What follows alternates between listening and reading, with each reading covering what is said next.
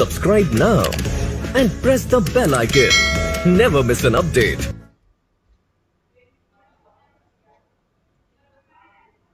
A very good morning to all of you and a very happy new year. आशा करते हैं कल आप लोगों ने खूब एंजॉय किया है ना। 2022 को बहुत ही एंजॉयमेंट के साथ आप लोगों ने वेलकम किया होगा, है कि नहीं। और आज का हमारा स्पेशल क्लास जैसा आपको दिख ही रहा है स्क्रीन पे कि न्यू ईयर स्पेशल क्लास है, राइट। तो फटाफट आप लोग सेशन को शेयर कर दो। जितने भी लोग अभी हमारे साथ जुड़ चुके हो जल्दी सेशन को अभी के अभी तुरंत शेयर करिए। एंड अगर अभी तक लाइक बटन को हिट नहीं किया है तो लाइक बटन को भी हिट कर दीजिए। तो एक सरप्राइज है, जैसा कि आप लोग को पता है कि एवरी स्पेशल क्लास में कुछ ना कुछ हम लोग डिफरेंट पढ़ते हैं, इंटरेस्टिंग पढ़ते हैं और काम का पढ़ते हैं। तो आज का सरप्राइज क्या है, चलो सरप्राइज को थोड़ा सा और इंटरेस्टिंग बनाते हैं न्यू ईयर विश के साथ। तो I would really like to wish all of you a very happy new year. आशा करते हैं ये कमिंग ईयर बहुत ही ज्यादा प्रॉस्परस हो आपके लिए, है ना। आपके सारे विशेस पूरे हो जाए और जम के मेहनत करो और अपने ड्रीम जॉब को अचीव करो, है कि नहीं। और इन्हीं गुड विशेस के साथ चलते हैं आज के टॉपिक की तरफ, जो कि काफी इंटरेस्टिंग है। अगर थोड़ा सा अच्छे से सीख लेना, एक नंबर मिनिमम रीडिंग कॉम्प्रिहेंशन का तो हमारे जेब में है कि नहीं। और बहुत ज्यादा पूछा भी जाता है। तो आज का टॉपिक है हमारा टोन, है कि नहीं। आरसी का एक ये टोन वाला पार्ट काफी कंफ्यूज करता है कि नहीं। बताओ आप लोग खुद ही कि मैम कौन सा टोन यूज करे, कहाँ पे यूज करे, कैसे यूज करे, वगैरह वगैरह। तो जब टोन्स के बारे में आज का ये क्लास अपने लोग कंप्लीट करेंगे ना, तो आई होप टोन को लेके फर्दर कोई डाउट, फर्दर कोई क्वेरी, कोई दिक्कतें हमको तो फेस नहीं करनी पड़ेंगी। ओके, तो चलिए शुरू किया जाए। Here we go. तो अगर बेसिकली हम लोग क्लासिफाई करने निकले टोन्स को, तो वो दो ब्रॉड कैटेगरीज में डिवाइड होगा। पहले थोड़ा सा बेसिक पढ़ लेते हैं, फिर क्वेश्चन के थ्रू डिस्कस करके प्रूव करेंगे कि हमने जो सीखा है वो सही है कि नहीं, राइट। तो टोन्स को बेसिकली हम लोग दो हिस्सों में डिवाइड करेंगे। The first one is subjective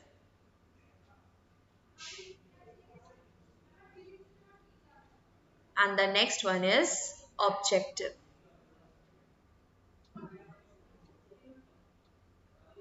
तो हमारा जो टोन है वो दो हिस्सों में डिवाइडेड होगा, subjective and objective, right.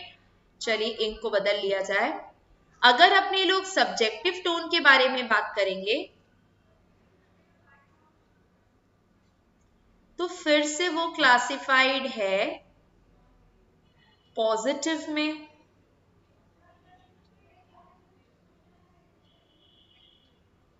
Negative में and the last one is neutral,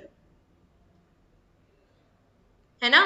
अगर अपने लोग सब्जेक्टिव टोन को क्लासिफाई करेंगे तो it will get classified into positive, negative and the last part is neutral. Got it. अब अगर ऑब्जेक्टिव को क्लासिफाई करें तो कुछ इस तरीके से ही करेंगे क्लासिफाई। सबसे पहला यहाँ पे पॉजिटिव और नेगेटिव को साथ में पढ़ेंगे क्योंकि खास फर्क नहीं पड़ता इसको।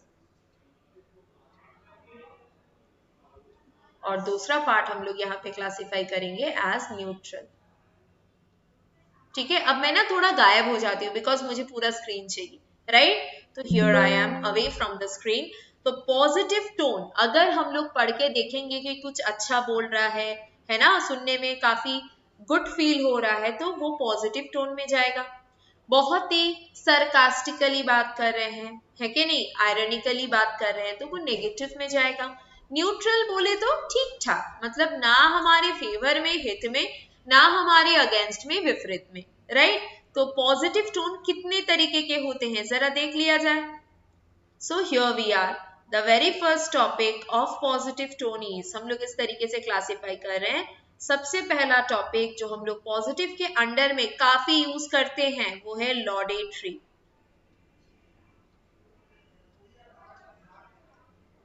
अच्छा देखो, एप्लॉड, आप लोगों ने वर्ड सुना होगा ना, एप्लॉड, राइट। एप्लॉड का मतलब क्या होता है बताओ तो जरा। एप्लॉड का मतलब प्रशंसा करना होता है, तारीफ करना होता है। मैं एक शो में गई, वहां पे मुझे किसी का गाना बहुत अच्छा लगा तो मैं क्लैप करके उस पर्सन को अपलॉड कर रही हूँ, मतलब तारीफ कर रही हूँ, Got it? तो laudatory is a term which is somewhere related to praise. है कि नहीं? लॉडेटरी टर्म को अपने लोग कब यूज करेंगे? जब हम लोग तारीफ के सेंस में कुछ बोल रहे हैं. Is it clear? फिर उसके बाद नेक्स्ट टॉपिक आता है रेवरेंट. रेवरेंट हमारा टर्म है, राइट? तो हम लोग रेवरेंट कब बोलेंगे? बोलो तो जरा. When do we use the term reverent? Reverent को अपने लोग तब यूज करेंगे जब हम लोग कोई पूजनीय, कोई होली चीज के बारे में बात कर रहे हैं. जैसे मान लीजिए किसी मंदिर के बारे में बात किया है ना, किसी दरगाह के बारे में बात किया, मस्जिद के बारे में बात किया, चर्च के बारे में बात किया, जिसको बहुत ही होली वाला फीलिंग हम लोग कन्वे करते हैं, श्रद्धा करते हैं, है ना? तो उसको अपने लोग रेवरेंट टोन से रेफर करेंगे. फिर उसके बाद नेक्स्ट आता है क्या हमारा? कंपैशनेट.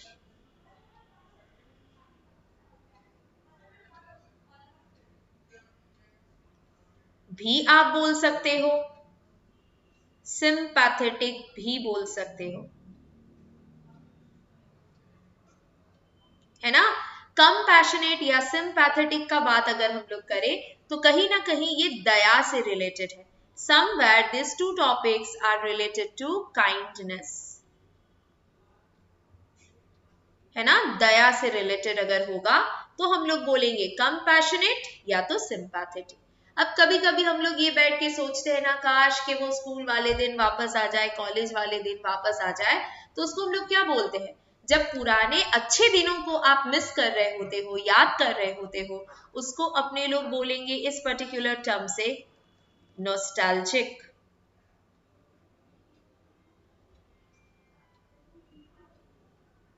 तो नॉस्टैल्जिक को डिफाइन कैसे करेंगे? आप लोग खुद ही बताओ. What to say when we are talking about nostalgic feeling? Nostalgic हम लोग ओल्ड मेमोरीज का बात करेंगे, है ना? पुराने अच्छे दिन, पुराने वो यादें क्या थे, वो बड़े दिन स्कूल वाले, कॉलेज वाले, राइट? तो नॉस्टैल्जिक का मतलब आप लोग को समझ में आया. नॉस्टैल्जिक किसको बोलते हैं? नेक्स्ट उसके बाद कैटेगरी है हमारा सेंटिमेंटल. देखो, ह्यूमन इमोशन में अगर दया है तो वो कंपैशनेट या सिंपैथेटिक में जाएगा, लेकिन बाकी कोई भी अगर इमोशन का बात करे तो वो चला जाएगा सेंटिमेंटल में. तो sentimental will be indicating what? Any kind of emotional activities और इमोशनल स्टेटमेंट,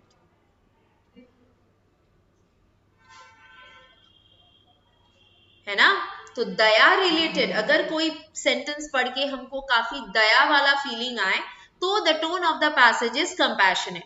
लेकिन अगर दया के अलावा कोई दूसरा इमोशन ट्रिगर हो तो that is sentimental. Is it clear? Next जो काफी पूछा भी जाता है वो है डॉगमेटिक. यस और नो? डॉगमेटिक का मतलब, अच्छा एक बात बताओ, dog is a most faithful animal ना? यस और नो? तो डॉगमेटिक टोन कब हम लोग यूज करेंगे? जब कोई लॉयल या लॉयल्टी रिलेटेड कोई टर्म आएगा. लॉयल्टी या तो बिलीफ. जब बात करेंगे लॉयल्टी का, जब बात करेंगे बिलीफ का, कि हम फुल फ्लेजेड आप पे बिलीव कर सकते हैं, आप पे भरोसा कर सकते हैं, आप एकदम लॉयल हो टुवर्ड्स मी या टुवर्ड्स एनी कॉज, तो अब हम लोग बोलेंगे the tone of the passage is dogmatic. इसमें से मैक्सिमम केस में जो आपके एग्जाम में आता है वो है लॉडेटरी, रेवरेंट एंड डॉगमेटिक. तो इतने सारे टॉपिक में से ये 3 टॉपिक ही मोस्टली हमारे ऑप्शंस में आते हैं. अब नेक्स्ट आगे बारी है किसका? नेगेटिव का. Got it? तो जब अपने लोग नेगेटिव टोन के बारे में बात करेंगे, when we will be talking about the negative tone, चलिए थोड़ा सा बढ़ते हैं आगे.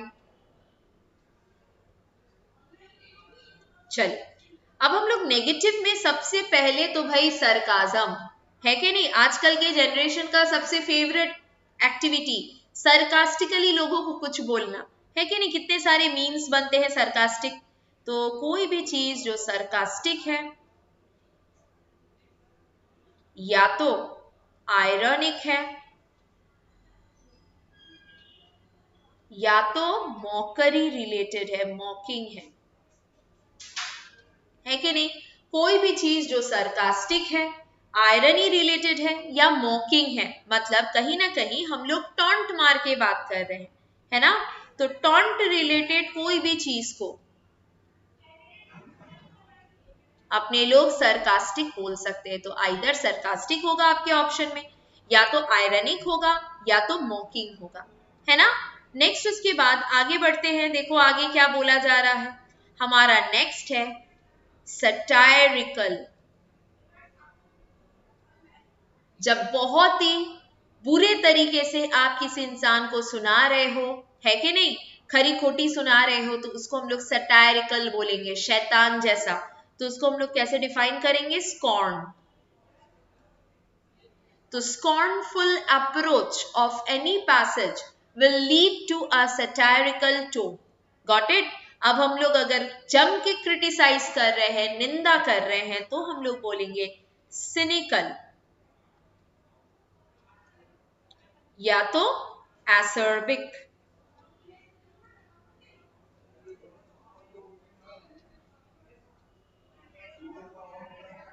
तो सिनिकल या एसर्बिक जब हम लोग बोलेंगे, उसका मतलब क्या हो जाएगा? उसका मतलब है एकदम घृणा रिलेटेड, हेट रिलेटेड, है ना? कोई भी चीज अगर घृणा या हेट रिलेटेड है,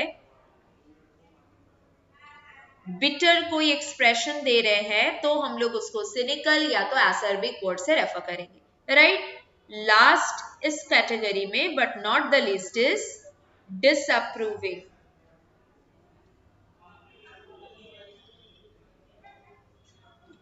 तो डिसअप्रूविंग अपने लोग किसको बोलेंगे? बताओ जल्दी जल्दी। जब मैं किसी चीज को रिजेक्ट कर रही हूँ, रिजेक्शन या रिजेक्टिंग अगर कोई टोन होगा कि हम बोल रहे हैं ना ये सब नहीं चलेगा, ये सब बेकार है, ये सब वाहियात है, तब अपने लोग डिसअप्रूविंग टर्म को रेफर करेंगे। तो आप लोग बताओ, सब्जेक्टिव का ये पॉजिटिव वाला अप्रोच, ये नेगेटिव वाला अप्रोच आप लोग को समझ में आया, हाँ कि ना? एक बार फटाफट चैट बॉक्स में आप लोग रिप्लाई करके बताओ, क्या ये पॉजिटिव और नेगेटिव वाला पार्ट क्लियर हुआ? देखो टॉपिक क्लियर नहीं होगा तो फिर पैसेज पढ़ा के कोई फायदा नहीं होगा। तो सबसे पहले अपने को ये जानना होगा कि कौन सा टॉपिक है जो एग्जाम में आ सकता है, राइट? चलो now it's time for the neutral one. अभी अपने लोग न्यूट्रल के बारे में बात करेंगे। तो न्यूट्रल बहुत ही इजी सा है। सबसे पहला कॉमिकल, जो कि आता ही नहीं है। अगर फन रिलेटेड है तो ऑफ कोर्स वो कॉमिक होगा, है ना? फिर उसके बाद जब दुख रिलेटेड है, ट्रेजेडी, या तो यू कैन इवन कॉल्ड मेलनकली। तो अगर दुख रिलेटेड है तो ट्रेजेडी या तो मेलनकली, और फन रिलेटेड है तो हम लोग बोलेंगे कॉमिक। और लास्ट वाला यहां पे है इंफॉर्मेटिव, फुल ऑफ इंफॉर्मेशन, भरा भरा डेटा है। हम ना सही बोल रहे हैं, ना खराब बोल रहे हैं, ना अच्छा बोल रहे हैं, ना बुरा बोल रहे हैं। हम बस जो है जैसा है बस वैसा प्रोजेक्ट कर दे रहे हैं। तो जो भी डेटा रिच या इंफॉर्मेटिव होगा उसी को अपने लोग न्यूट्रल टर्म से रेफर करेंगे, ठीक है? तो कॉमिक क्या बताएगा? Fun related. ट्रेजेडी या मेलनकली क्या बताएगा? सैडनेस रिलेटेड, है ना? और इंफॉर्मेटिव डेटा रिच। हम अच्छा है कि बुरा है ये सब कुछ खुद से कमेंट नहीं करेंगे, बस डेटा से रिलेटेड हम लोग यहाँ पे फैक्ट का बताएंगे। बोलो यहाँ तक क्लियर, हाँ के ना? बताइए, सारे लोगों का इतना तक क्लियर हुआ? यस और नो? चलो अब आगे बढ़ते हैं। तो जब बात अपने लोग पॉजिटिव और नेगेटिव का करेंगे, जो कि ऑब्जेक्टिव बेस है, तो यहाँ पे एक ही टर्म आएगा और वो है क्रिटिकल। देखना ऐसे लिखा रहता है, क्रिटिकल एनालिसिस। जब आप डेटा को पढ़ते हो प्लस साथ ही साथ एनालाइज करके बताते हो कि इसका रिएक्शन क्या हो सकता है, तो वो होता है क्रिटिकल एनालिसिस। अदरवाइज आप सिर्फ क्रिटिकल बोल के भी काम चला सकते हैं। अब न्यूट्रल का अगर बात करें, we can classify neutral into some subcategories. तो सबसे पहला कैटेगरी इसका हम लोग क्या बोलेंगे?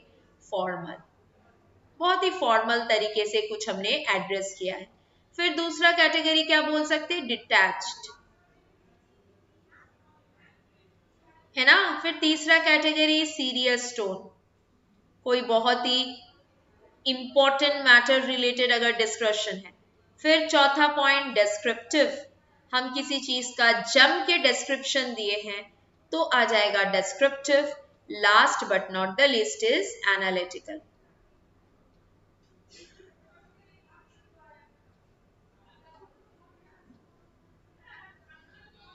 है कि नहीं? तो न्यूट्रल का देखो यहाँ पे अगर हम लोग मार्क करें कि कौन सा इंपॉर्टेंट है, तो यहाँ से ये सरकास्टिकली आता है, सिनिकल आता है, यहाँ से आता है इंफॉर्मेटिव और यहाँ से आता है एनालिटिकल। तो जितने भी टिक वाले टॉपिक है उनको थोड़ा सा डिटेल में अगर हो सके तो आप लोग गो थ्रू कर लेना। बाकी जितना बता दिया है मोर देन एनफ है। क्रिटिकल भी आता है एग्जाम में एज एन ऑप्शन, क्रिटिकल भी रहता है there as a topic. A B C D में ऐसे क्रिटिकल बोल के भी एक टॉपिक हो सकता है।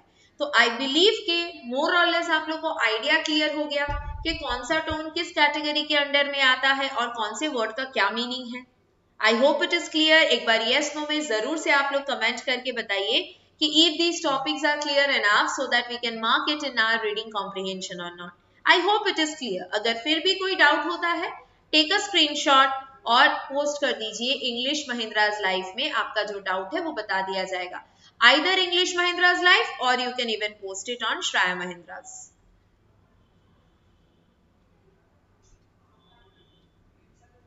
ठीक है, चलिए आगे बढ़े। अब क्या हम लोग रेडी है क्वेश्चन को मतलब पैसेज के थ्रू प्रैक्टिस करने के लिए? किस तरीके से एग्जाम में आएगा वो देखने के लिए हम लोग रेडी है क्या? चलिए तो स्टार्ट करें। This is the first passage, type 1। शुरू करिए, आप लोग रीड करना स्टार्ट करो, फिर हम रीड करके एक्सप्लेन कर देंगे। फटाफट रीड करिए पूरे पैसेज को।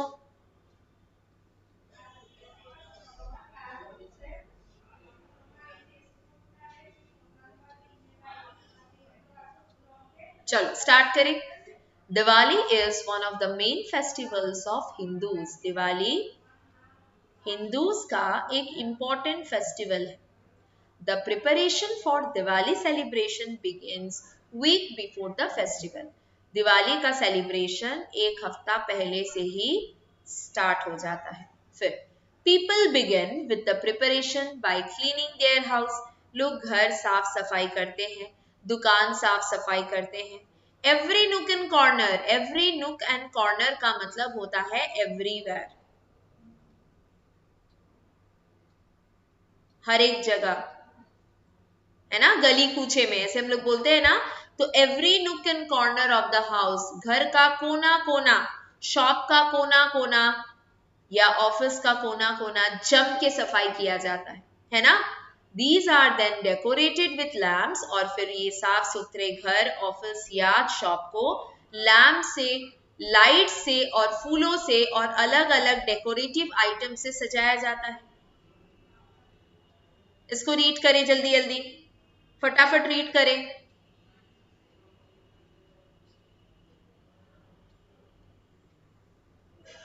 जल्दी जल्दी आप लोग रीड कर लो, फिर मैं रीड करके एक्सप्लेन कर दूंगी।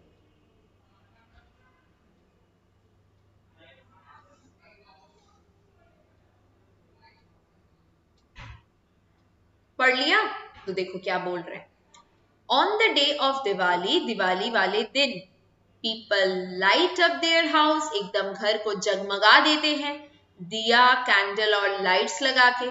दे ऑल्सो मेक रंगोली, उस दिन हम लोग रंगोली भी बनाते हैं। And decorate their house with flowers, और घर को फूलों से सजाते हैं। The ritual of worshipping goddess Lakshmi and Ganesha is followed, और दिवाली के दिन कौन से भगवानों को पूजा जाता है? लक्ष्मी जी और गणेश जी को पूजा जाता है। Is followed in every Hindu house hold on the occasion of Diwali, Diwali के ओकेजन में लक्ष्मी गणेश को पूजा जाता है ना। It is said that this brings in prosperity and good luck, और बोला जाता है कि दिवाली के दिन इस तरीके से अगर आप अपने घर को क्लीन करते हो, सजाते हो और लक्ष्मी गणेश को पूजते हो तो आपको प्रॉस्पेरिटी मिलता है कि नहीं? आप लाइफ में आगे बढ़ते हो, उन्नति होता है, गुड लक है ये, है ना। चलो नेक्स्ट, उसके बाद also known as the festival of lights, Diwali को हम लोग फेस्टिवल ऑफ लाइट्स भी बोलते हैं, है ना। Diwali is also known as the festival of lights. Diwali is all about worshipping the deities, deities का मतलब देवता, है ना। दिवाली को हम लोग फेस्टिवल ऑफ लाइट्स भी बोलते हैं, और वो किसके ऊपर बेस्ड है? वो हमारे भगवान या देवी देवताओं को पूजने के ऊपर बेस्ड है। और क्या करते हैं, पटाखे फोड़ते हैं, बर्निंग क्रैकर्स, हैविंग स्वीट्स, ढेर सारा मिठाई खाते हैं, and merry making with loved ones, और अपने नियर एंड डियर वंस के साथ हम लोग अच्छा समय बिताते हैं। It is considered to be one of the most auspicious days in the Hindu calendar, और माना जाता है कि दिवाली वाला दिन बहुत शुभ होता है। Auspicious का मतलब शुभ। तो बताओ, पूरा पैसेज दिवाली के ऊपर है, होली चीजों के ऊपर है ना? तो आप लोग जरा बताइए कि करेक्ट आंसर क्या है। Identify the tone of the above passage। क्या होगा? नॉस्टैल्जिक, सेंटिमेंटल, सटायरिकल, रिवरेंट, या नन ऑफ दिस? बताइए क्या होगा करेक्ट आंसर। नॉस्टैल्जिक, पुराने दिनों को याद कर रहे हैं, सेंटिमेंटल, इमोशनल फील कर रहे हैं, सटायरिकल, नेगेटिवली बोल रहे हैं, रिवरेंट, होली वाला फीलिंग आ रहा है, या कोई भी नहीं? बताओ, जल्दी जल्दी बताओ आप सारे लोग, बी क्विक, फटाफट बताइए क्या होगा इसका करेक्ट आंसर। देख ले जरा, तो दिवाली को हम लोग पूजते हैं, दिवाली के दिन हम लोग पूजा पाठ करते हैं साफ सफाई के साथ, है कि नहीं? तो reverent is the correct answer, जिसका मतलब है होली रिलेटेड। कोई भी चीज जो पूजनीय है, पूछते हैं जिसको, वो है हमारा रेवरेंट। सटायरिकल का मतलब नेगेटिव हम लोग याद रखेंगे, सेंटिमेंटल का मतलब इमोशनल, और नॉस्टैल्जिक का मतलब क्या है बेटा? नॉस्टैल्जिक का मतलब बताओ। नॉस्टैल्जिक मीन्स रिमेम्बरिंग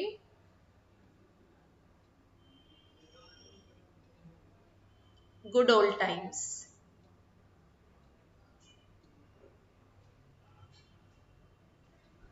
ठीक है, चलो टाइप 2 स्टार्ट करें जल्दी जल्दी। टाइप 2 को फटाफट शुरू करें।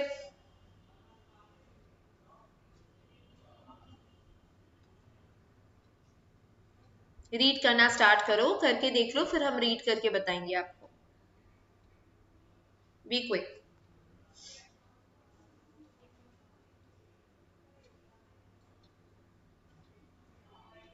स्टार्ट करें। Most people are not ready to indulge in outdoor activities these days. आजकल लोग बाहर ना नहीं जाना चाहते, घर में दिन भर पड़े रहते, गेम खेलते रहते। They are mostly busy watching TV, surfing the internet, or engrossed in their mobiles और computer, अपने gadgets के साथ पड़े रहते हैं। Over the time, these sources of entertainment turn into serious addiction. और टाइम के साथ साथ ये जो हम लोग एंटरटेनमेंट के लिए यूज कर रहे हैं, ये हमारे एडिक्शन में कन्वर्ट हो जा रहा है, हमको अपने गैजेट से एडिक्शन हो जा रहा है। One such addiction is computer addiction, और ऐसा ही एक एडिक्शन है कि लोग कंप्यूटर से ज्यादा अटैच हो जा रहे हैं। दिन भर में अगर कंप्यूटर नहीं चलाएंगे तो उनका मन नहीं भरता, लगता है कि लाइफ में कुछ मिसिंग हो गया है ना। Many people around the world are known to be addicted to their computer screen. कुछ नहीं करना, बस स्क्रीन को घूरते रहना है, एक इधर कुछ वीडियो चला के देख रहे हैं, उधर कुछ टाइप कर रहे हैं, ये सब करते रहते हैं। They spend several hours a day in front of their computer. दिन भर बैठ के कंप्यूटर के सामने, स्क्रीन के सामने कुछ ना कुछ करते रहते हैं। And even the thought of leaving it makes them feel restless. और कंप्यूटर छोड़ के जाना है, हमारा फोन भूल गया, हमारे फोन में चार्ज नहीं है, लैपटॉप में चार्ज नहीं है, सिस्टम पावर कट है ना, इंटरनेट नहीं है, ये सब सोच सोच के घबराहट होता है, रेस्टलेस फील होता है, राइट? नेक्स्ट उसके बाद कंप्यूटर एडिक्ट से यहां से पढ़ना स्टार्ट करो। आप लोग पहले पढ़ लो, फिर हम एक्सप्लेन कर देंगे पढ़ के। आप लोग पहले खुद से पढ़ो, फिर हम इसको आगे एक्सप्लेन करेंगे, जल्दी जल्दी। चलिए, computer addicts are as vulnerable as drug addicts. Computer addicts का जो स्थिति है वो उतना ही खराब है जितना ड्रग एडिक्ट्स का हो जाता है। Just as drug addicts aren't able to get rid of their habit of using drug, है ना, जैसे कि ड्रग एडिक्ट्स अपने ड्रग को नहीं छोड़ सकते, कंप्यूटर एडिक्ट्स अपने कंप्यूटर को नहीं छोड़ सकते, उनको अच्छा नहीं लगता जब वो कंप्यूटर के बगैर होते हैं, कंप्यूटर से दूर होते हैं। They gain pleasure by its use, उनको कंप्यूटर यूज करके खुशी मिलती है। It takes them into a state of euphoria, और कंप्यूटर यूज करके दे फील हाई, है ना। Euphoria is a feeling of, is a kind of state that makes you feel high. It is quite similar to the effect rendered by different drugs, और अलग अलग drugs से जैसा effect होता है computer screen पे बहुत देर तक अगर आप अटैच हो या कुछ काम कर रहे हो कंप्यूटर पे, तो वैसा वाला ही फीलिंग आता है, right? Both computer addicts and drug addicts display compulsive behaviour. Computer addicts और जो भी है हमारे ड्रग एडिक्ट्स है, वो कहीं ना कहीं कंपल्सिव बिहेवियर दिखाते हैं, मतलब they have this compulsion to fulfil their addiction, है ना? दे बिगेन टू आइसोलेट, वो अपने आप को ना दूसरों से अलग कर देते हैं, घुलते मिलते नहीं है, है ना? They become introvert, right? They ignore their parents, अपने पेरेंट्स को इग्नोर करते हैं, अपने बच्चों को इग्नोर करते हैं, अपने स्पाउसेस को, लाइफ पार्टनर को इग्नोर करते हैं, है ना? हस्बैंड या वाइफ को, दोस्तों को इग्नोर करते हैं, और सारे सोशल इवेंट को छोड़ के वर्चुअल वर्ल्ड में लगे पड़े रहते हैं। उनका लाइफ ही उनका वर्चुअल वर्ल्ड है ना? रियल वर्ल्ड में कुछ नहीं करना। जो भी है, हीरो है, महारथी है, जो भी है, वो लोग अपने वर्चुअल वर्ल्ड में है। तो बहुत ज्यादा लोगों को इंट्रोवर्ट बना दे रहा है। They love staying hook to their respective addiction, जो भी एडिक्शन है उनका, फोन का, लैपटॉप का, सिस्टम का, है ना, वो अपने उन्हीं एडिक्शन के साथ ही खुश रहना पसंद करते हैं। It is the only thing that makes them happy, और ये एक लौता चीज है जिससे वो एडिक्टेड है, वही उनको हैप्पी करता है। चलो, फिर उसके बाद क्या है, इसको फटाफट रीड करें, जल्दी जल्दी रीड करें। However, the happiness rendered by both this addiction is temporary, लेकिन जो हैप्पीनेस ये रेंडर कर रहे हैं ये टेम्पोररी है, कुछ दिन बाद अच्छा नहीं लगेगा। Soon these addicts began to experience negative impacts of their addiction, और कुछ दिन बाद से उनको इसका नेगेटिव इम्पैक्ट दिखता है। जैसे मान लीजिए पूरा दिन हम लैपटॉप के सामने बैठे तो आंख दर्द करेगा, तो ये तो एकदम इमीडिएटली नहीं होगा ना, धीरे धीरे विद टाइम होगा। They feel lonely and depressed, और धीरे धीरे क्योंकि लोगों से घुलना मिलना बंद, इंटरेक्शन बंद, तो धीरे धीरे लोनली और डिप्रेस्ड फील करने लगते हैं। देयर परफॉर्मेंस डिप्स, वो अपने अपने वर्क एक्टिविटी में खराब हो जाते हैं, है ना? Their performance dips and they are unable to focus on anything, और वो लोग किसी दूसरे चीज में फोकस ही नहीं कर पाते हैं। They also grow weak physically, खाना पीना छोड़ के अगर दिन भर लैपटॉप में ही लगे पड़े रहेंगे तो ऑफकोर्स फिजिकली वीक तो होंगे ही।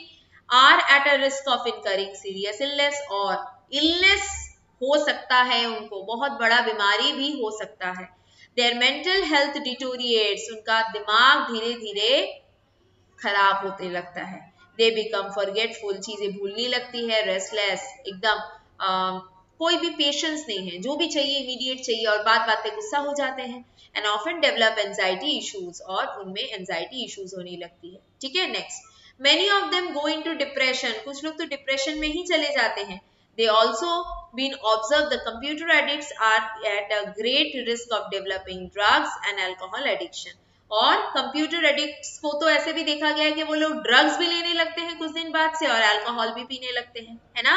when someone suffers from both the condition it is referred to a dual diagnosis, और जब इनको बाकी चीजों का भी लत लग जाता है तो उनको डुअल डायग्नोसिस करना जरूरी होता है। ठीक है, अब आप लोग बताओ कि इसमें आंसर कौन सा है। ये जो पैसेज हमने कंप्यूटर एडिक्शन के बारे में पढ़ा, पूरा भर के निंदा किया है, उसका करेक्ट टोन क्या होगा इस पैसेज का, बताओ जरा जल्दी जल्दी। इस पर्टिकुलर पैसेज का जो करेक्ट टोन है वो क्या होगा, बताइए, बी क्विक। क्या ये लॉडेटरी है? नहीं, ये सिनिकल है, हम लोग निंदा कर रहे हैं। बिटर एक्सप्रेशंस, है ना, अपने लोग यहाँ पे बिटर एक्सप्रेशंस दे रहे हैं, दैट इज वाई सिनिकल। चलो नेक्स्ट, टाइप 3 फटाफट पढ़ेंगे। माई school life is all about the memories I deeply cherish, मतलब बचपन की उन अच्छे मेमोरीज के बारे में है। The memories of not only the fun, friendship and all the sports and extra curricular, but also the way it help me find my interest. कैसे हम लोग स्कूल में क्या किया करते थे सब याद आ रहा है। I owe to all my school life, it has made me who I am, तो हम लोग आज जो है, हमारा स्कूल लाइफ ही कहीं ना कहीं हमको उस चीज में मोल्ड किया है। My school life has been full of different experiences over the year, तो बचपन की उन यादों को हम लोग याद कर रहे हैं। It gave various opportunities to develop not only my scholastic, मतलब पढ़ाई लिखाई में अच्छा नहीं, सिर्फ स्पोर्ट्स में और आर्ट में भी हमको स्कूल लाइफ ने अच्छा किया, है ना? It supported me in sports as well as exposed me to numerous types of people. और स्कूल लाइफ से ही हम लोग काफी लोगों से मिलते हैं, घुलते मिलते हैं और उनसे चीजों को सीखते हैं. All of this accounted to make me understand how to behave socially and in building a personality which I have today. और इसी स्कूल लाइफ से हम लोगों ने ये सब सीखा है. There are numerous things that make school life the best phase of one's life. तो बताओ, वही बोल रहे हैं ना कि क्या दिन थे वो स्कूल के, right? All of this eventually is because we are young to do mistakes again and again till we realize dumb enough not to think about people and what we feel like. है कि नहीं? तो लोग क्या कहेंगे ये बात हम लोग स्कूल में नहीं जानते, तो लोगों को खुश करने के चक्कर में कितना कुछ कर रहे होते हैं, है ना? चलिए, doing curious to know everything we can, and most important, still not exposed and contaminated with the evil feeling. और स्कूल लाइफ में सारे लोग इनोसेंट होते हैं, उनमें ना ये पाप, इवल फीलिंग ये सब नहीं आता. And all this makes us build personality of our own. और इसी वजह से स्कूल में जो सिखाया जाता है वो अभी तक याद है. तो अब आप लोग बताओ इसका टॉपिक क्या होगा, टोन क्या होगा? लॉडेटरी, सिंपैथेटिक, रेवरेंट, सिनिकल, नॉस्टैल्जिक. कौन सा होगा करेक्ट आंसर? चैट में फटाफट बताइए जरा, जल्दी जल्दी. इस पर्टिकुलर क्वेश्चन का करेक्ट आंसर क्या होगा? बताओ, जल्दी जल्दी बताओ. Yes, of course, nostalgic will be the correct answer ना. वो अच्छे स्कूल वाले दिन को याद कर रहे हैं, है ना? तो चलिए, मोर और लेस आपको समझ में आया कि किस तरीके से पैसेजेस को हम लोग पढ़ेंगे, पढ़ के उसके टोन को एनालाइज करेंगे. तो एक मॉरल ऑफ द स्टोरी जरूर आपको याद रखना है कि पैसेज को बिना पढ़े टोन को आप नहीं बता सकते, है कि नहीं? बिना पैसेज पढ़े हम लोग टोन में कुछ बोल ही नहीं सकते. सो पैसेज को अच्छे से पढ़ना है, कौन सा वर्ड टोन का क्या मीनिंग कन्वे करता है उसको क्लियर रखना है. तो ये एक नंबर अगर आया तो ये हमसे कोई नहीं छीन सकता, ये हमारे एकदम पॉकेट में है. ठीक है? तो आज की क्लास के दौरान अगर कुछ भी इशू है, कुछ भी डाउट है, जो चीज नहीं समझ में आए, take a screenshot and post it on Shreya Mahindra's English. आपको आपका डाउट बता दिया जाएगा. ठीक है? तो once again happy new year. जम के पढ़ाई करेंगे इस साल और जल्द से जल्द, है कि नहीं? कोरोना तो है ही, कोरोना के साथ साथ और अच्छे से मेहनत करके अपनी ड्रीम जॉब को बैक करेंगे. Okay, we are going to back our dream job based on hard work and different type of exercise, right? तो चलिए, आज यहाँ पे हम लोग ओवर करते हैं. मिलेंगे कल same time same place. Till then, bye bye all of you.